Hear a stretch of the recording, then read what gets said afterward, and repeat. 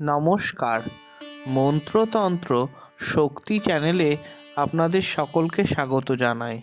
আজকের ভিডিওতে আমরা আলোচনা করব একটি খুব গুরুত্বপূর্ণ এবং শাশ্বত মন্ত্র, ওম সর্বে ভবন্তু সুখিনঃ। এই মন্ত্রটি শুধু একটি প্রার্থনা নয়, এটি সমগ্র মানবজাতির জন্য শুভকামনা ও কল্যাণের একটি দিক নির্দেশনা। প্রথমে শুনুন আমরা এই মন্ত্রটি সঠিকভাবে উচ্চারণ করি। মন্ত্রটি হলো ওম সর্বে ভবন্তু সুখিনঃ, সর্বে সন্তু নিরাময়াঃ, সর্বে ভদ্রাণি পশ্যন্তু, মা কশ্চিৎ দুঃখভাগ্ ভবেৎ। ওম শান্তি শান্তি শান্তিঃ। ওম সর্বে ভবন্তু সুখিনঃ, সর্বে সন্তু নিরাময়াঃ, সর্বে ভদ্রাণি পশ্যন্তু, মা কশ্চিৎ দুঃখভাগ্ ভবেৎ। ওম শান্তি শান্তি শান্তিঃ।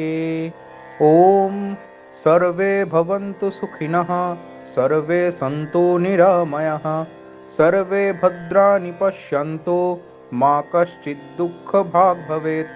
ওম শান্তি শান্তি শান্তিঃ। ওম সর্বে ভবন্তু সুখিনঃ, সর্বে সন্তু নিরাময়াঃ, সর্বে ভদ্রাণি পশ্যন্তু, মা কশ্চিৎ দুঃখভাগ্ ভবেৎ। ওম শান্তি শান্তি শান্তিঃ। ওম সর্বে ভবন্তু সুখিনঃ, সর্বে সন্তু নিরাময়াঃ, সর্বে ভদ্রাণি পশ্যন্তু, মা কশ্চিৎ দুঃখভাগ্ ভবেৎ। ওম শান্তি শান্তি শান্তিঃ।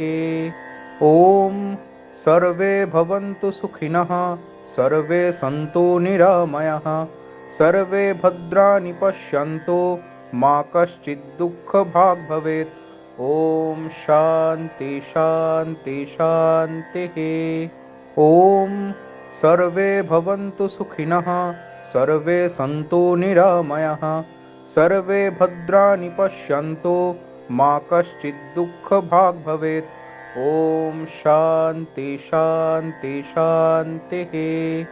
ওম সর্বে ভবন্তু সুখিনঃ, সর্বে সন্তু নিরাময়াঃ, সর্বে ভদ্রাণি পশ্যন্তু, মা কশ্চিৎ দুঃখভাগ্ ভবেৎ।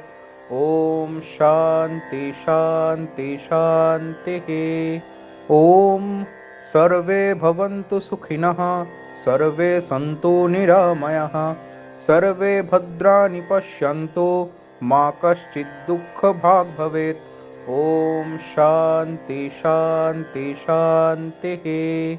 ওম সর্বে ভবন্তু সুখিনঃ, সর্বে সন্তু নিরাময়াঃ, সর্বে ভদ্রাণি পশ্যন্তু, মা কশ্চিৎ দুঃখভাগ্ ভবেৎ। ওম শান্তি শান্তি শান্তিঃ।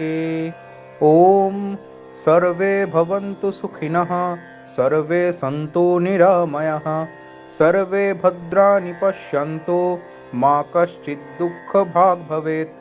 ওম শান্তি শান্তি শান্তিঃ। এখন আমরা মন্ত্রটির অর্থ এবং তার গভীর তাৎপর্য নিয়ে আলোচনা করব। সর্বে ভবন্তু সুখিনঃ অর্থাৎ আমরা কামনা করি যে সব মানুষ সুখী হোক। সর্বে সন্তু নিরাময়াঃ সবাই যেন রোগ মুক্ত থাকে এবং সুস্থ জীবন যাপন করে। সর্বে ভদ্রাণি পশ্যন্তু অর্থাৎ সবাই যেন শুভ এবং মঙ্গলময় জিনিস দেখে। মা কশ্চিৎ দুঃখভাগ্ ভবেৎ কেউ যেন কষ্ট এবং দুঃখের ভাগীদার না হয়।